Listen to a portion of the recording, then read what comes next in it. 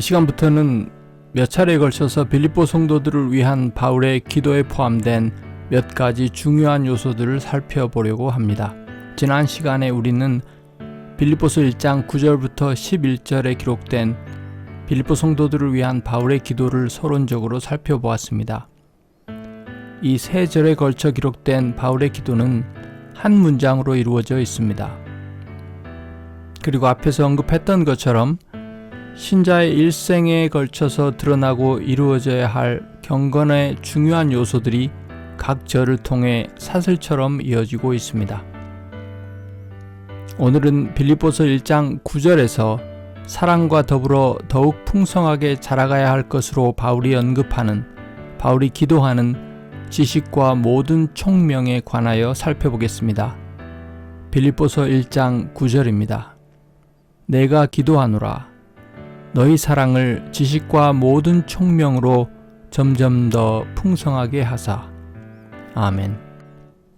9절에 너희 사랑이라고 바울이 기도하고 있습니다. 너희 사랑은 여기서 빌립보 성도들이 가지고 있는 사랑입니다. 빌립보 성도들의 사랑입니다. 이 사랑은 본성적이고 자연적인 사랑을 말하지 않습니다. 앞에서 살펴본 대로 이 사랑은 예수 그리스도로 말미암아 하늘로부터 온 사랑입니다. 예수 그리스도를 믿음으로 위로부터 부은 바 된 하나님의 사랑입니다. 하나님이 먼저 그리스도 안에서 성도 안에 시작하신 사랑입니다. 하나님으로부터 기원한 사랑입니다. 영원 전부터 삼위 하나님 안에 있는 사랑입니다. 사랑은 항상 그 사랑하는 구체적인 대상이 있습니다. 대상이 없는 사랑은 환상일 뿐 사랑이 아닙니다. 그래서 사랑하다라고 하는 동사는 항상 목적어를 가지고 있는 사랑하는 대상을 갖는 타동사입니다. 반드시 무엇을 누군가를 사랑한다고 합니다. 빌립보 성도들이 가진 사랑 역시 분명한 대상과 목적이 있는 사랑입니다. 이 사랑은 사심이나 계산 없이 주는 사랑입니다. 빌립보서 2장 3절의 허영과 대척점에 있는 그리스도를 본받는 사랑입니다. 무엇보다 세속적이고 죄악된 자아를 새롭게 하시는 하나님의 사랑을 받아 누리는 결과로서의 사랑입니다. 그러므로 이 사랑은 selfish ambition이라고 영어 성경에 번역되어 있는 것과 정반대로 예수 그리스도의 사랑, 빌립보서 2장에 나오고 있는 자기를 비우는 예수 그리스도의 사랑과 닿아 있습니다. 사랑 자체는 분명한 목적을 가지고 있는 것이 맞습니다. 하지만 여기서 너희 사랑이라고 하는 바울의 기도에서는 빌립보 성도들의 사랑의 대상을 특정하지 않고 있습니다. 그 대상이 없다는 말은 물론 아닙니다.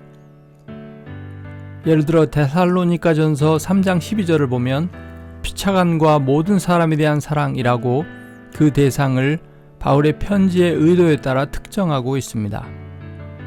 그러나 여기 1장 9절에서는 그 사랑의 대상을 특정하지 않고 있는데 여기서는 타자 전반을 가리킨다고 할 수 있겠습니다. 다시 말해서 하나님과 사람들을 향한 사랑입니다. 특별히 함께 하나님의 친백성된 동료 신자들을 향한 사랑입니다.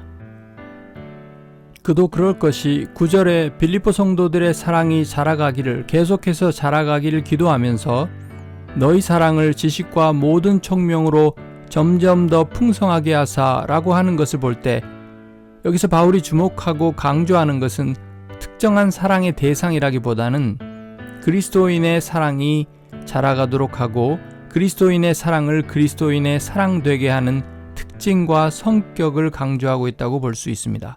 그것은 바로 지식과 모든 총명입니다. 지금부터는 지식과 모든 총명에 대해서 살펴보겠습니다. 9절에서 지식과 총명은 그리스도인의 사랑과 짝을 이루고 있습니다. 그리스도인의 사랑은 지식과 총명과 더불어 자랍니다. 지식과 총명이 더할수록 그리스도인의 사랑이 자라가고 사랑이 더해갈수록 지식과 총명이 자라갑니다. 지식과 총명은 사랑을 보호하고 바른 곳으로 인도하는 가드레일이자 풍성하게 자라가도록 하는 자양분입니다. 그리스도인의 사랑은 단순히 감정이나 느낌이 아닙니다. 물론 이것들을 포함합니다. 하지만 이 사랑은 하나님의 성령이 영감하시고 조명하시는 하나님의 말씀의 원리를 깨달아 알고 그것을 믿음으로 받아 사는 경험적인 지식의 토대를 둡니다. 지식과 총명이 연결은 결과로서의 그리스도의 사랑이기에 그리스도인의 사랑은 이 지식과 총명에 걸맞는 성격을 띱니다. 지식과 총명으로 연결은 사랑이기에 일방적이지도 무분별하지도 않습니다. 사랑받는 대상의 진정한 필요와 만족은 아랑곳하지 않고 일방적으로 발휘되는 사랑하는 주체를 위한 이기적인 만족도 아닙니다. 사랑하는 주체를 소진시키고 공허하게 하는 비굴한 사랑도 아닙니다. 사랑하는 주체와 사랑받는 대상 모두를 유익하게 하고 만족하게 하는 하나님이 기뻐하시는 거룩한 산 제물로서의 사랑입니다. 빌립보서 3장 10절에 내가 그리스도와 그의 부활의 권능을 알고자 하여 라고 하는 바울의 말과도 닿아 있는 9절의 지식과 총명은 지적인 이해만을 가리키지 않습니다. 지적인 이해는 시작일 뿐 그것을 넘어섭니다. 바울이 9절에서 말하고 있는 지식과 총명은 개개의 신자가 그리스도와 살아있는 관계를 맺음으로 누리기 시작하는 경험으로서의 지혜와 지식이기 때문입니다. 여기서 지식이라고 번역된 단어는 단순히 아는 것을 넘어서 어떤 것이 참되고 진리임을 의심할 나위 없이 분명하고도 또렷이 아는 지식. 그래서 내 안목과 가치와 선택과 판단을 지배하는 지식을 뜻합니다. 그래서 어떤 영어 성경은 이 말을 참된 지식, real knowledge 라고 번역합니다.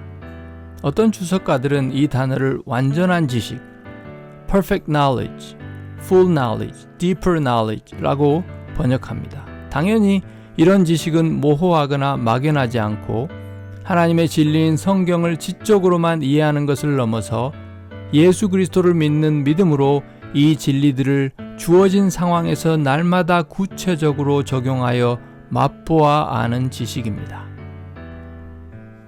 총명이란 말은 문자적으로는 감각을 통해 인지하는 것을 뜻합니다. 하지만 상징적으로는 도덕적이고 영적이고 실제적인 분별 혹은 감각 등을 의미합니다.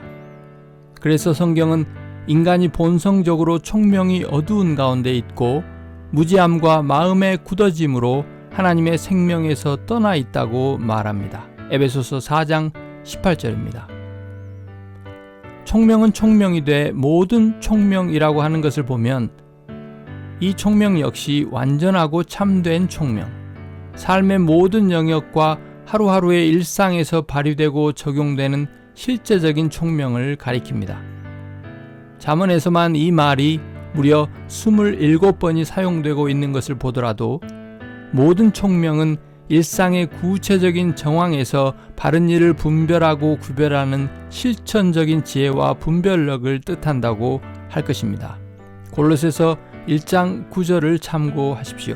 이처럼 바울은 빌립보 성도들에게서 이미 발휘되고 있는 그리스도인의 사랑이 그리스도의 사랑을 경험함으로 더욱더 자라가기를 원했습니다. 그래서 교회 공동체와 개개인의 일상과 가정에서 도덕적이고 영적인 분별력으로 드러날 수 있도록 말입니다.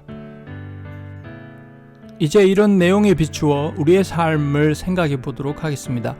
그리스도께서 당신의 백성들에게 주신 새 계명이 무엇입니까? 하나님을 사랑하고 이웃을 사랑하는 것입니다. 하나님을 사랑하고 이웃을 사랑하되 온 마음과 뜻과 힘과 정성을 다해 그렇게 하는 것입니다. 이는 한마디로 그리스도인의 사랑에서 자라가고 온전히 행하는 것입니다. 바울은 지금 빌립보 성도들을 위하여 저들의 공동체와 삶에서 다름 아닌 그리스도의 이 새 계명이 순종되고 성취되기를 위하여 기도하고 있는 것입니다. 하나님을 사랑하고 싶습니까? 하나님을 사랑하는 일에 풍성하게 자라가고 싶습니까? 그리스도의 몸된 교회와 지체들을 더욱더 사랑하고 싶습니까? 이 사랑이 풍성해지기를 원합니까?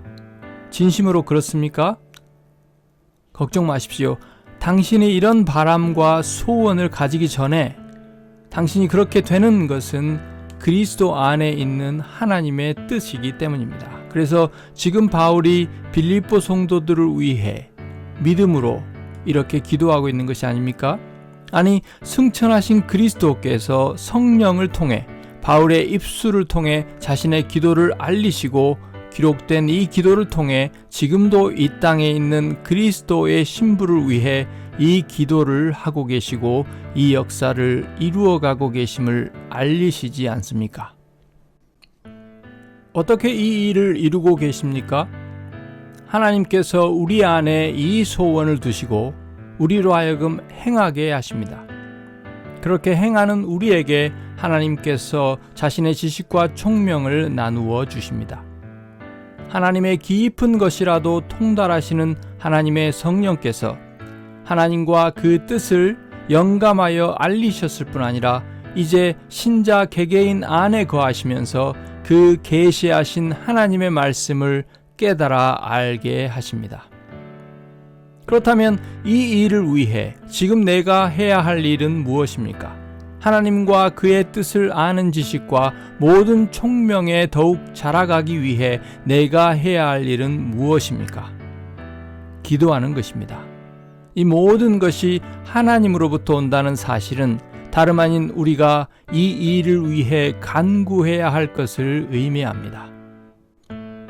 성경을 펴서 읽고 배우는 것입니다. 스스로 그렇게 하는 것입니다. 교회에 다닌다는 것이 곧 성경을 잘 배워 아는 것을 담보하지 않습니다. 개개인이 직접 성령의 도우심을 구하는 가운데 날마다 펴서 읽고 배워야 합니다. 야고보서 1장 25절을 펴서 읽어보십시오. 이것은 저의 번역입니다. 자유롭게 하는 법, 완전한 율법을 주의 깊게 살피고 그 법을 따라 사는 자는 듣고 잊어버리는 자가 아니요 실제로 그 법을 따라 행하는 자니 이런 사람은 그가 행하는 일에 복을 받으리라.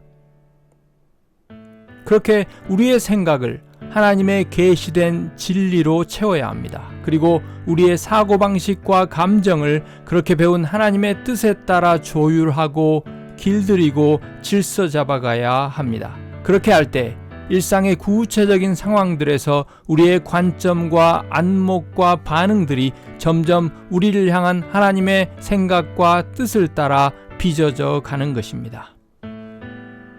우리가 흔히들 말하는 코람데오의 삶이란 다름 아닌 하나님 앞에서 사는 것입니다. 단순히 하나님 앞에서 산다는 느낌이나 신념을 가지고 산다는 말이 아닙니다. 구약의 대제사장들이 하나님의 현존과 임재를 가리키는 성소의 무노라가 하나님의 공동체를 가리키는 진설병을 향해 항상 비추도록 배치하고 그것을 유지해야 했던 것처럼 하나님의 말씀의 빛을 받아 그 빛 가운데 행하는 것이 바로 코람데오의 삶입니다.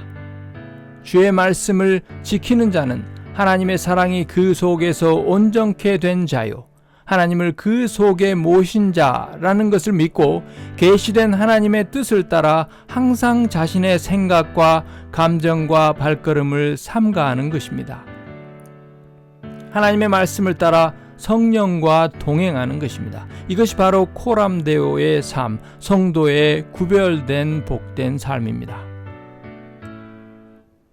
그렇게 할 때 우리는 점점 그 말씀의 주체와 형상이신 그리스도를 닮아가게 됩니다.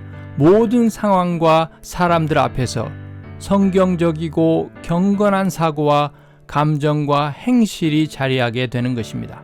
그리고 그것은 다름 아닌 하나님을 향한 사랑과 동료 신자들과 인간들을 향한 사랑의 언행으로 드러나게 됩니다. 그렇게 성도들의 삶이 지식과 모든 총명을 따라 하나님과 이웃을 사랑하는 일에 더욱더 풍성하게 되는 것입니다. 바울은 바로 이 일을 위하여 기도하고 있는 것입니다.